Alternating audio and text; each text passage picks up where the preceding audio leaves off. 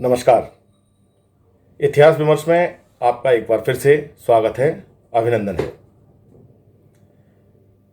आज हम बात करने आए हैं जो यूजी क्लासेस में नए बच्चों ने प्रवेश लिया है, इंटर पास करके आए हैं और फर्स्ट ईयर में उन्होंने सबसे पहले प्रवेश लिया है।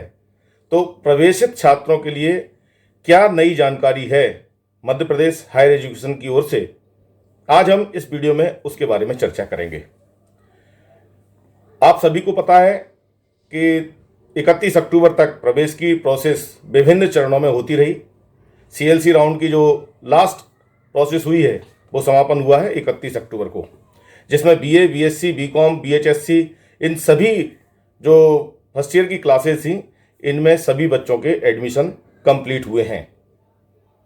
जैसा कि हम सभी जानते हैं, इस वर्ष मध्य प्रदेश में नई राष्ट्रीय एजुकेशन पॉलिसी जो है, न्यू एजुकेशन पॉलिसी, उसको लागू किया गया है फर्स्ट ईयर से।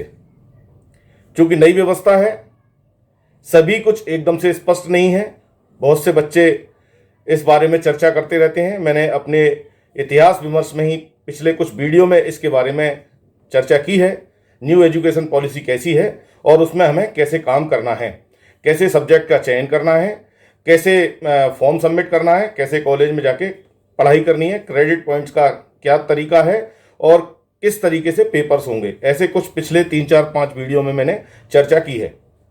आज मैं विशेष रूप से यहाँ चर्चा करने के लिए आया हूँ उसी सिलसिले में बीए, बीएससी, बीकॉम जो भी फर्स्ट ईयर क्लास के बच्चे हैं उन सब के लिए।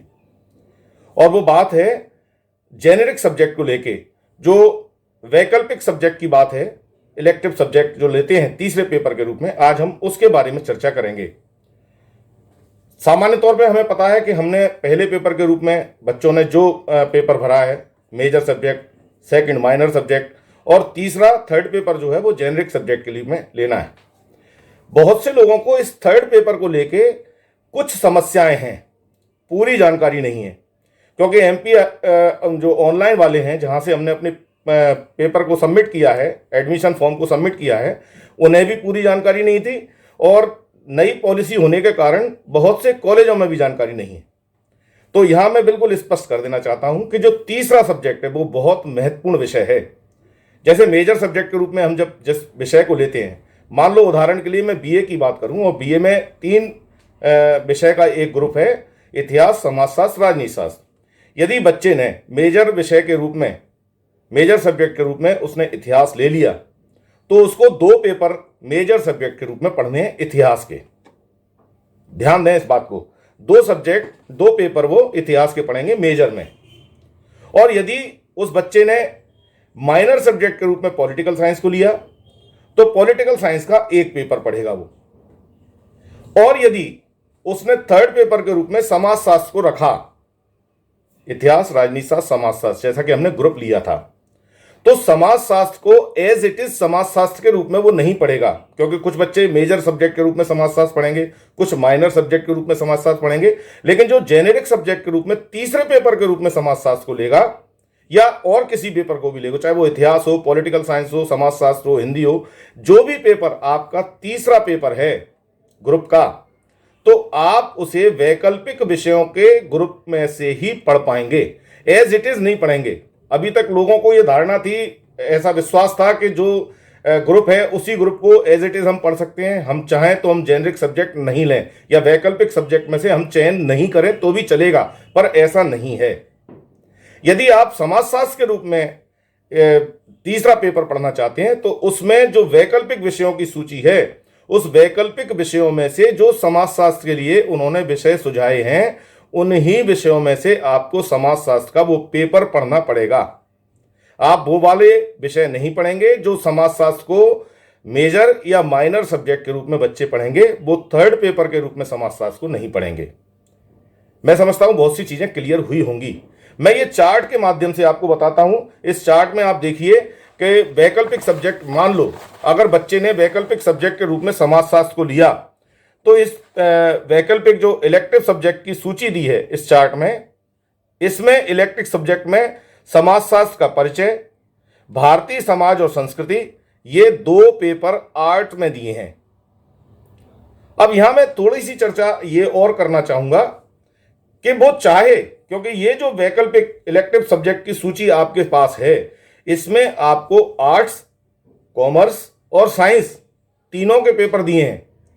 जिन कॉलेजेस में, यहां मैं विशेष रूप से अंडरलाइन करके कह रहा हूं, जिन कॉलेजेस में तीनों फैकल्टी चल रही हैं, साइंस, कॉमर्स और आर्ट्स, वे बच्चे इन तीनों में से कोई भी जेनेरिक सब्जेक्ट चुन सकते हैं तीसरे विषय के रूप में।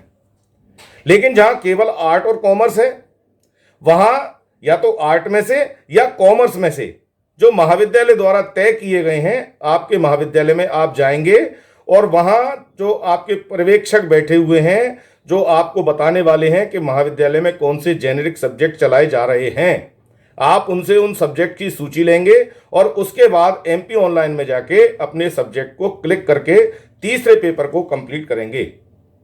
तो ये आपको एक मौका है। और यहां मैं थोड़ी डेट आपको और क्लियर कर दूं, जो मध्य प्रदेश हायर एजुकेशन द्वारा ये डेट सब्जेक्ट चेंज करने के लिए, बहुत दिनों से बच्चे परेशान थे कि हमें अपने विषय चेंज करने हैं, क्योंकि उसके बारे में जानकारी नहीं थी। जब जानकारी ली तो बहुत देर हो चुकी थी, तब तक वो फॉर्म सबमिट कर चुके थे, तो अब विषय कैसे चेंज करें। तो वो विषय चेंज करने के लिए आपके पास डेट आ चुकी है। 8 नवंबर से 20 नवंबर के बीच में आप एमपी ऑनलाइन में जाकर अपने पेपर चेंज कर सकते हैं। आपने यदि मेजर सब्जेक्ट किसी कारण, दोस्त के साथ कहने से, किसी और ने आपको सलाह दे दी, लेकिन आपको पढ़ना दूसरा विषय था, आप तैयारी कोई और विषय में करना चाहते हैं, लेकिन अब आपको समझ में आ रहा है कि मुझे, जैसे आपने हिस्ट्री भर दिया मेजर सब्जेक्ट और आपको भरना है पॉलिटिकल साइंस, तो कोई दिक्कत नहीं है। 8 तारीख से 20 तारीख के बीच में आप एमपी ऑनलाइन में जाकर आप अपना मेजर सब्जेक्ट भी चेंज कर सकते हैं, आप अपना माइनर सब्जेक्ट भी चेंज कर सकते हैं, आप अपने वैकल्पिक विषय को भी चेंज कर सकते हैं। तो ये 8 से 20 तारीख के बीच में ये डेट जो है, ये आपको इन विषयों को चेंज करने के लिए मिली है। एक बात। अब दूसरी बात कर लेते हैं।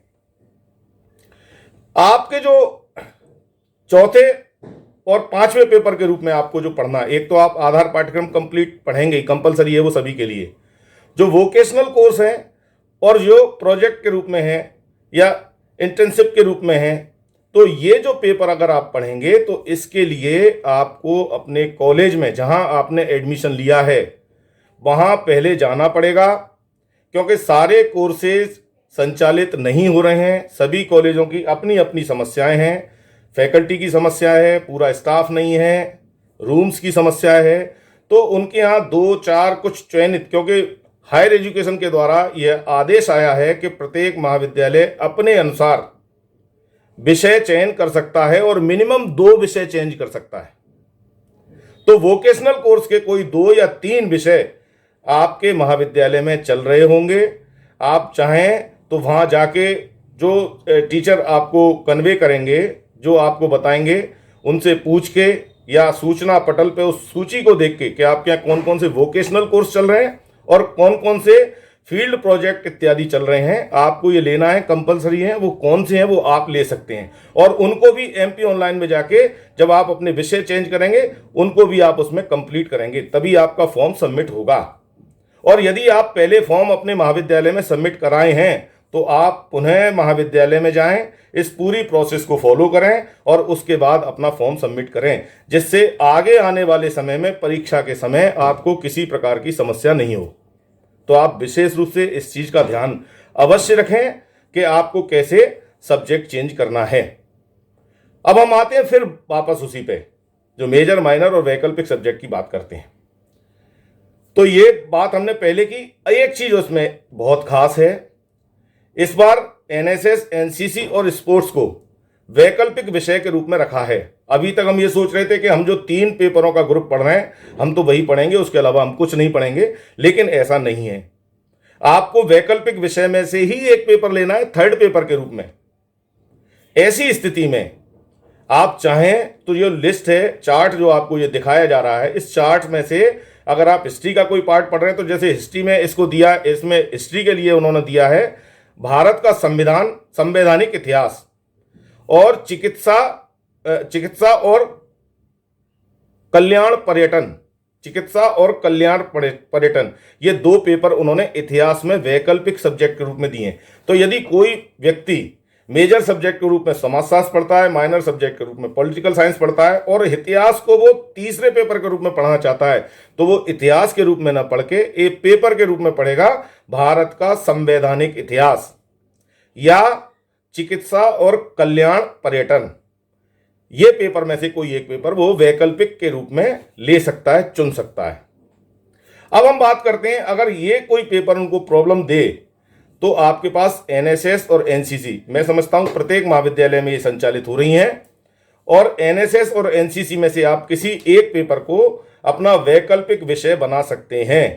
ऐसा करने पर यदि आपने एनएसएस और एनसीसी में एडमिशन भी लिया है, आपने उसमें अपने आप को एक सदस्य के रूप में, स्वयंसेवक के रूप में उसका फॉर्म भरा है और आप एनएसएस और एनसीसी कर रहे हैं पढ़ाई के साथ साथ, तो आपको एक पेपर कम पढ़ना पड़ेगा कि जो आप वहां फील्ड में कर रहे हैं वही आपको पेपर के रूप में लिखना है।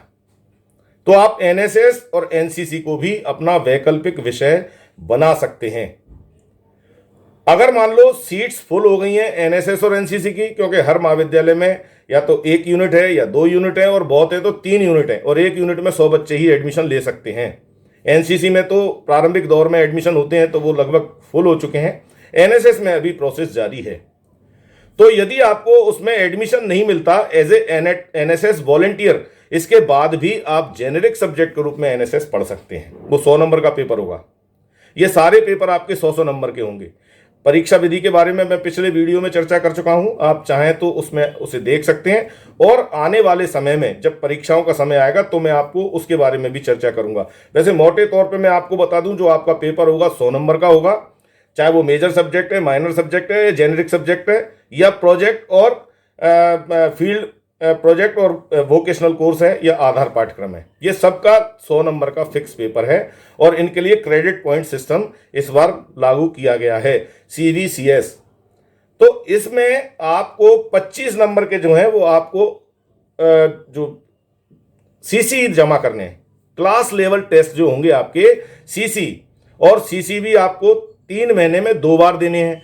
तो अपना जो नया सत्र शुरू हुआ है ये पहले ही बहुत लेट शुरू हुआ है, तो मैं समझता हूं जैसे ही महाविद्यालय खुलेंगे तो नवंबर एंड तक आपको फर्स्ट CC अपने महाविद्यालय में संबंधित शिक्षक को जमा करना होगा। और ये सभी विषय में देना है आपको, ये ध्यान रखें, चाहे वो मेजर सब्जेक्ट हो, माइनर सब्जेक्ट हो या जेनेरिक सब्जेक्ट हो, आपको उसके CC के रूप में 2 बार महाविद्यालय जाके अपने संबंधित शिक्षक को जो पैटर्न उनने अपनाया है, हो सकता है वो मौखिक रूप से लें, हो सकता है वो ओपन बुक पद्धति से लें, हो सकता है वो क्लास में खड़े करके आपसे कोई प्रश्न करके करें। तो ऐसे पहला जो CC है वो 13 नंबर का है और दूसरा CC जो है वो आपका 12 नंबर का है। तो 25 नंबर तो आपके CCE के हैं। शेष 75 नंबर का जो पेपर है वो आपका मेन परीक्षा में होगा, जो मार्च में होने वाली है, विश्वविद्यालय जिसको मार्च में कंडक्ट करेगा। तो ये जो परीक्षा होगी 75 नंबर की, इसमें से 3 पेपर आपको, 3 क्वेश्चन जो आपके हैं वो 3-3 नंबर के होंगे, अति लघु उत्तरी, जो हो सकता है 1 लाइन का हो सकता है 20 शब्दों का हो। अति लघु उत्तरी प्रश्न होंगे जो 3-3 नंबर के 3 होंगे, ऐसे 9 नंबर के होंगे। और 4 क्वेश्चन जो आपको होंगे वो होंगे लघु उत्तरी, ये चारों 9-9 नंबर के होंगे। ये 4 क्वेश्चन होंगे लघु उत्तरी, इसका अर्थ यह है कि लगभग 100 शब्दों में आपको ये आंसर लिखना होगा। और 2 क्वेश्चन आपके होंगे दीर्घ उत्तरी, लॉन्ग आंसर। तो ये लॉन्ग आंसर जो होगा ये 15 अंक का होगा आपका। तो 15 दूनी 30 नंबर के ये हैं, 9 चौक 36 नंबर के लघु उत्तरी हैं, और 3 तिया 9 नंबर अंकों का जो अति लघु उत्तरी प्रश्न है। ऐसे 3 फेज में आपका क्वेश्चन पेपर आएगा। तो 75 नंबर आपके ये हो गए, 25 नंबर आपके CC के हो गए, ऐसे 100 नंबर का आपका पेपर होगा। तो इस विषय में बहुत गंभीरता से विचार करें, इसको देखें। जो अकादमिक संरचना आपकी है, जो न्यू एजुकेशन पॉलिसी के अंतर्गत बनाई गई है, उसमें जो मुख्य विषय है जिसको हम मेजर सब्जेक्ट कह रहे हैं, आप इस चार्ट में देखिए, जो मेजर सब्जेक्ट इसको हम कह रहे हैं वो मेजर सब्जेक्ट में 54 क्रेडिट पॉइंट, 54 क्रेडिट्स का ये मेजर सब्जेक्ट है, क्योंकि इसमें 2 पेपर आप पढ़ेंगे। तो ये मेजर सब्जेक्ट आपका 54 क्रेडिट का है। जो गौण विषय है या जिसको हम माइनर सब्जेक्ट कहते हैं, वो माइनर सब्जेक्ट के लिए 28 क्रेडिट निश्चित किए गए हैं। 28 क्रेडिट पॉइंट आपके माइनर सब्जेक्ट के हैं। और जो वैकल्पिक विषय जेनेरिक सब्जेक्ट, उस जेनेरिक सब्जेक्ट के लिए जो इलेक्टिव सब्जेक्ट हमने चुना है इस लिस्ट में से, उस जेनेरिक सब्जेक्ट के लिए 18 क्रेडिट पॉइंट निर्धारित किए गए हैं। इसके अलावा कौशल संवर्धन जो वोकेशनल कोर्स है उसके लिए 12 क्रेडिट पॉइंट्स हैं। आधार पाठ्यक्रम उसके लिए 24 क्रेडिट पॉइंट्स हैं। मैंने पिछले वीडियो में ये सारी चीज़ें क्लियर की हैं, आप चाहें तो उसको देख सकते हैं। Field project, internship, apprenticeship, community engagement, इसके लिए भी आपको 24 क्रेडिट पॉइंट दिए गए हैं इस पूरे कोर्स में। और ऐसे आपकी ये पूरी स्कीम 160 क्रेडिट पॉइंट की तैयार होती है। अगर आप इस तरीके से भी तैयारी करते हैं और इसमें कम्युनिटी इंगेजमेंट जो एक पार्ट है इस लास्ट पेपर का, तो ये कम्युनिटी इंगेजमेंट वाली बात भी आपकी एनएसएस के माध्यम से पूरी होती है। तो यदि आप एनएसएस को इलेक्टिव सब्जेक्ट के रूप में लेते हैं या जेनेरिक सब्जेक्ट के रूप में, तीसरे सब्जेक्ट के रूप में लेते हैं, तो वो आपको यहां पूर्ति करेगा। आप कई सारी चीजें उसके माध्यम से पूरी करेंगे। एक तो पेपर 100 नंबर का कंप्लीट होगा, एक एनएसएस आपकी अपने आप में ABC सर्टिफिकेट वाली कहानी पूरी होगी। मैंने 2 वीडियो एनएसएस के इसमें डाले हैं पहले, और आगे मैं एनएसएस की चर्चा करूंगा, तो आपका वो भी उससे लाभ होगा।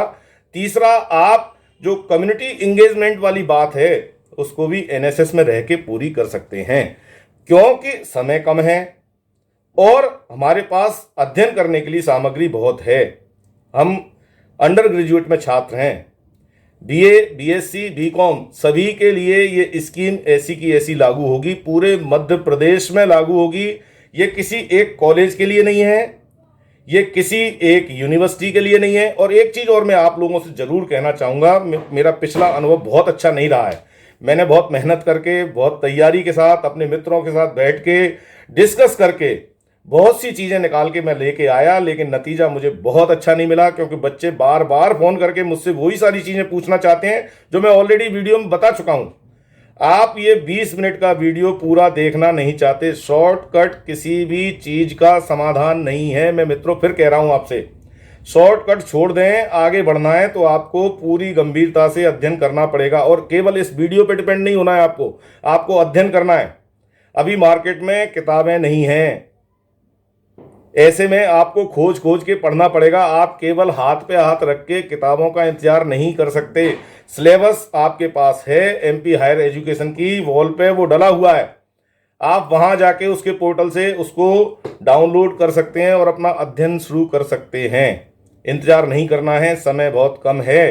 तो आप शॉर्टकट अपनाना बंद करें। अभी कोई वनडे सीरीज मार्केट में इससे संबंधित नहीं आई है। मैं फिर आपसे कह रहा हूं, आप इसका इंतजार मत करें।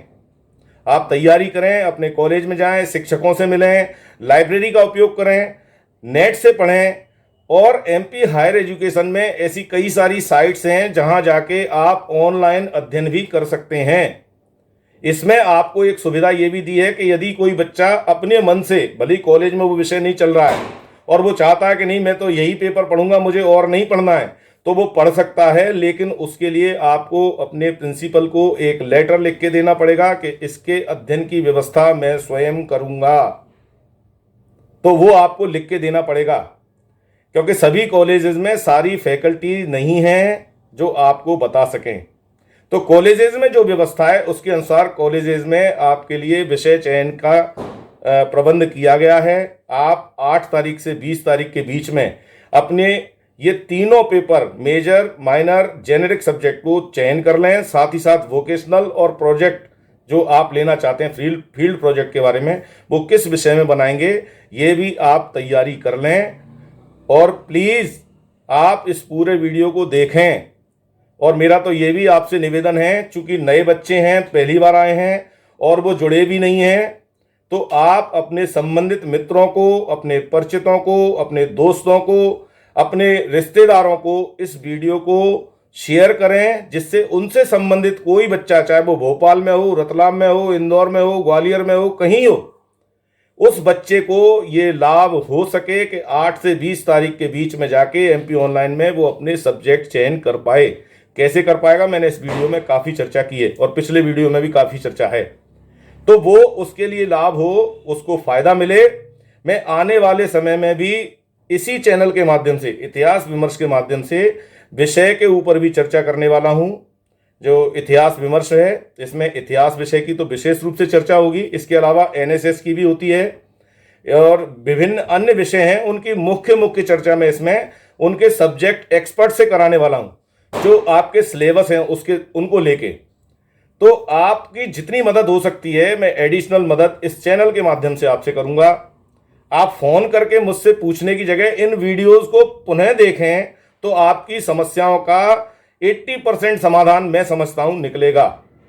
फिर भी आपको किसी प्रकार की कोई जिज्ञासा है इस वीडियो से रिलेटेड, आपके विषय से रिलेटेड, आप मेरे से महाविद्यालय में आके मिल सकते हैं। कॉलेज टाइम में प्रतिदिन कभी भी किसी भी कॉलेज का बच्चा, कोई एक मैं जिस कॉलेज में उसी का नहीं, किसी भी कॉलेज का बच्चा मुझसे मिल सकता है। और या फिर इसमें कमेंट्स बॉक्स में जाके अपनी समस्याएं लिखें, मैं दिन भर में जब भी उसे खोल के देखूंगा आपकी समस्या का समाधान अवश्य करूंगा। मुझे जानकारी नहीं होगी तो मैं लेके दूंगा आपको जानकारी, पर आप परेशान नहीं होंगे।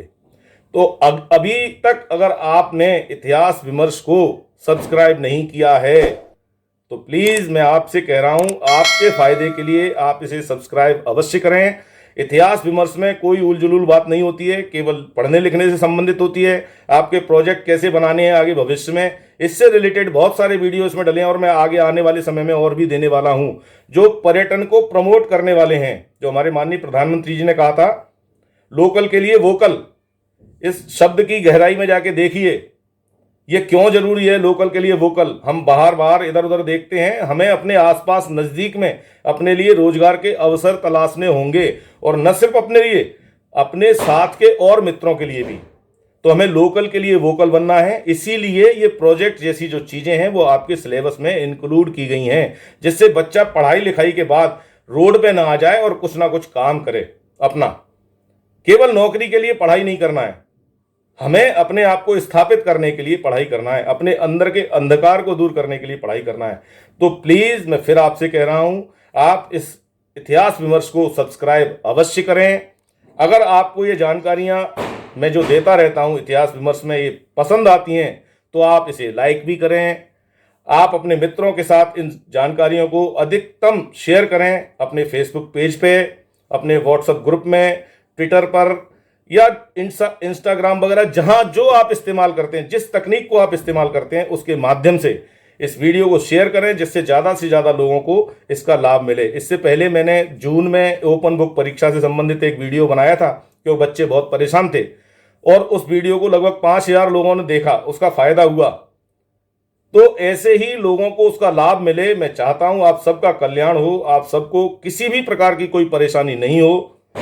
मैं एज ए आपके बड़े भाई के रूप में आपका मार्गदर्शन करने के लिए हमेशा तैयार हूं। आप इतिहास विमर्श से जुड़े रहें, आप इस चैनल को देखते रहें और अपना स्नेह बनाए रखें। आपने ये वीडियो पूरा देखा, आपका बहुत बहुत धन्यवाद। जय हिंद।